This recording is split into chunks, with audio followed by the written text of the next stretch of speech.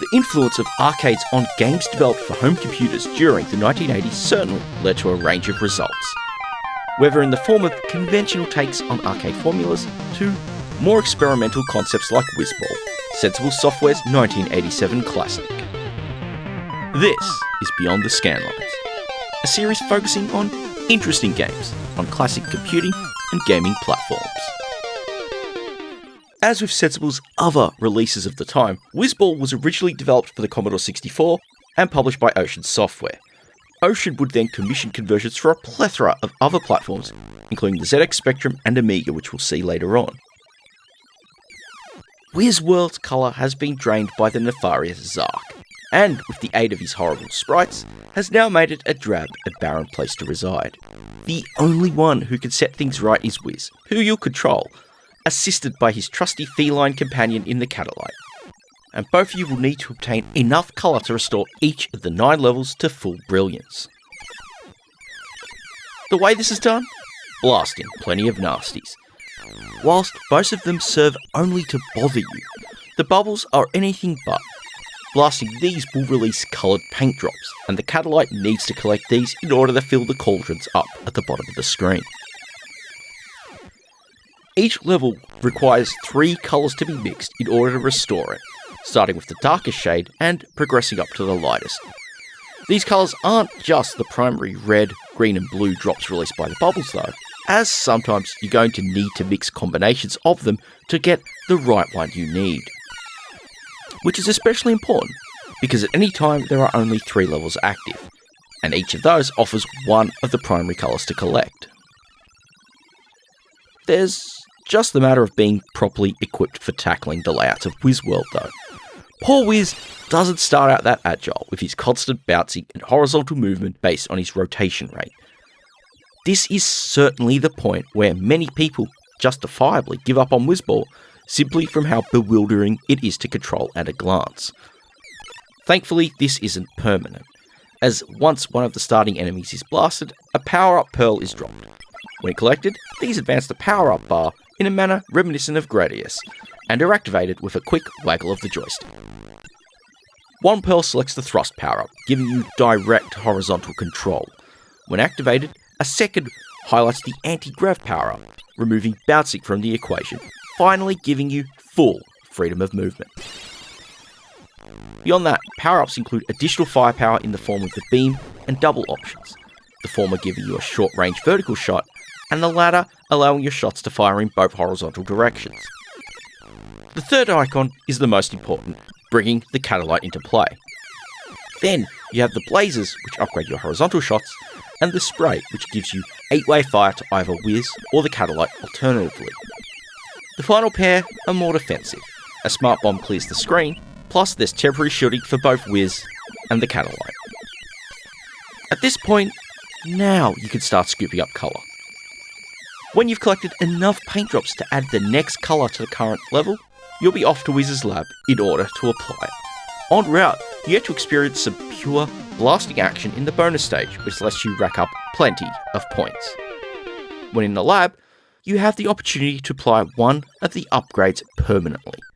This is an important conceit, as it means you won't need to obtain everything again on starting a new life. Wizball's challenge is really from 3 areas. The first is mastering the controls, as we just discussed. Secondly, it's navigating each of the levels, specifically knowing which of the pipes will move you between the levels in order to get the required colours. Finally, it's preserving the trusty Catalite as long as possible, as without it, you can't collect the paint drops to progress. Speaking of drops, alongside the colours for each given level, you'll find other drops which can help or hinder you. It's a great additional tweak to mix things up a bit, and make sure you're not blindly collecting every drop out there. It's really what the core of Wizball is, a frantic enough experience and quite an engaging game to play. Now, I've been focusing on the original C64 version so far, and before we start looking at the others, it's worth noting Sensible Software's philosophy here, at least in focusing on the original platform the game was developed for, and thus, these conversions were handled by other companies without any oversight.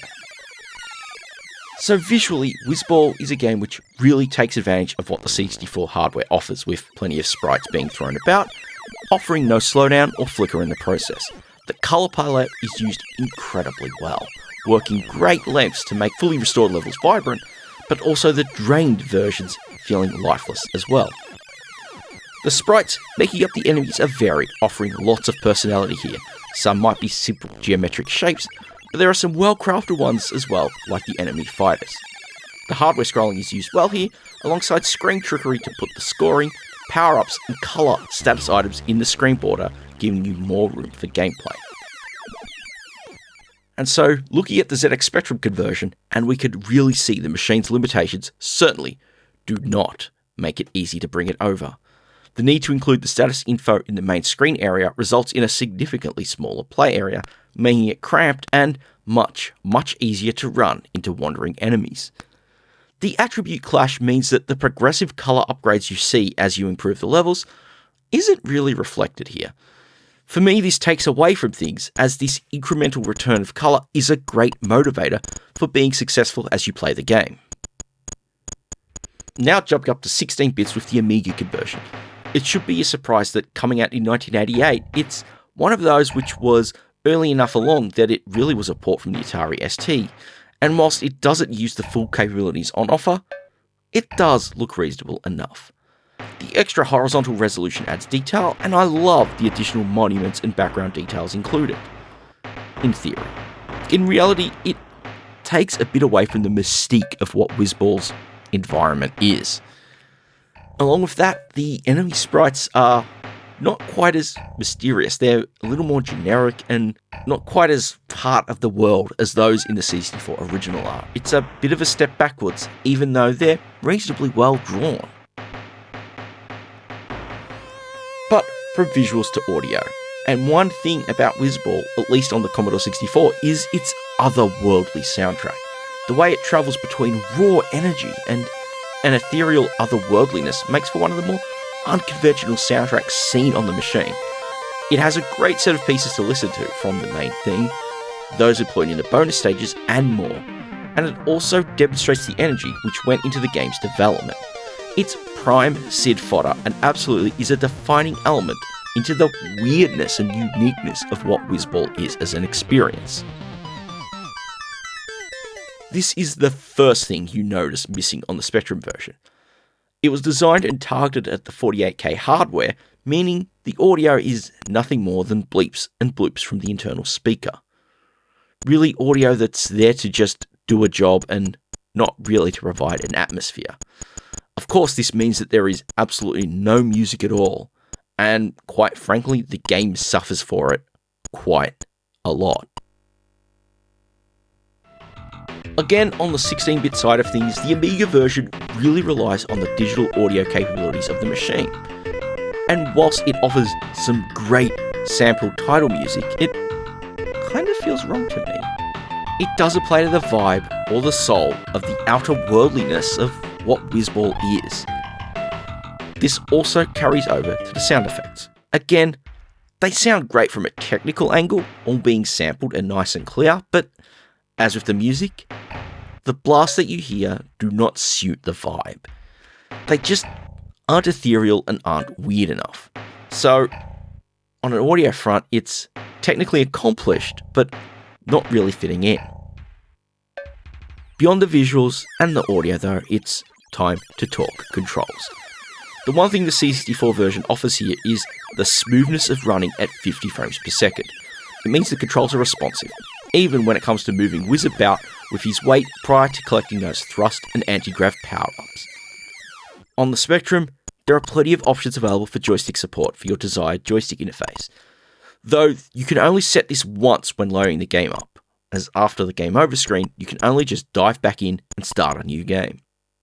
The rest of the presentation as well is pretty sparse, offering nothing more than static screens.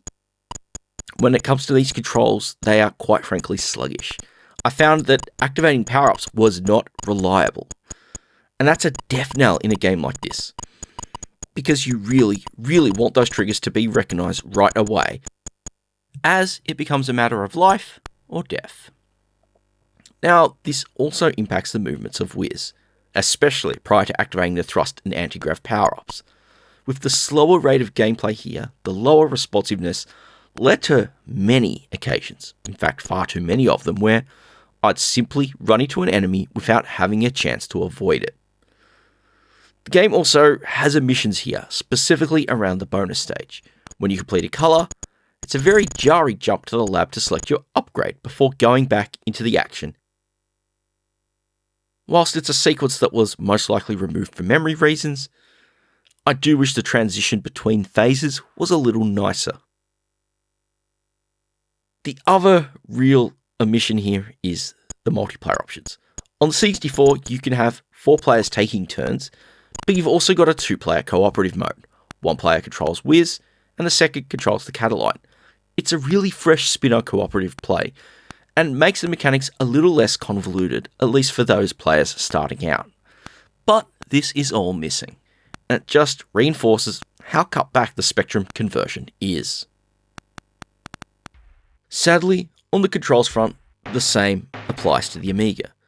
Prior to obtaining the movement power-ups, Wiz is just too sluggish to control, again, both in input response, but also in general movement. Things are worse though with the firing, which you just can't fire enough shots. And when dealing with incoming enemies or chains of paint drops, you really want to be able to shoot as fast as possible in order to clear them off the screen quickly. It's how things work on the C64, and so you would expect it to happen here as well. But alas, it does not. This also is hindered by the reduced range of your beam power-up. Your defensive range is much shorter now, and it makes the game that bit more challenging, because enemies can get far closer before you can dispatch them, if it works.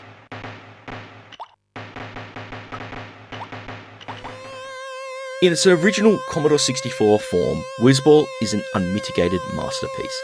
Its unification of shooting and collection mechanics make for a challenging experience, and its presentation, music, and visuals result in something which truly screams both Commodore 64 at its best, but also sensible software at their best and most creative. And it really has to be said, this is certainly the peak of their output on the trusty machine. So, it should not be a surprise to find that, without being directly involved, the conversions of both the Spectrum and Amiga are seriously lacking. Both having sluggish controls, leading to unfairly difficult gameplay, and they both just don't convey the experience which we get on the C64 original. Truth be told, I'm not really surprised that this is the case with the Spectrum. When done well, conversions to the Spectrum do push above their weight quite a bit. And so, that's not the case here, sadly. But the Amiga version is the bigger shame. It's a machine which really could have handled this game well, and in fact, in the right hands, it probably would have been amazing. So, the traditional maxim still applies. There is really only one version of Wizball, and that is the Commodore 64 original. Both of these conversions I've shown here are greatly flawed takes on the original, and honestly, are best left forgotten.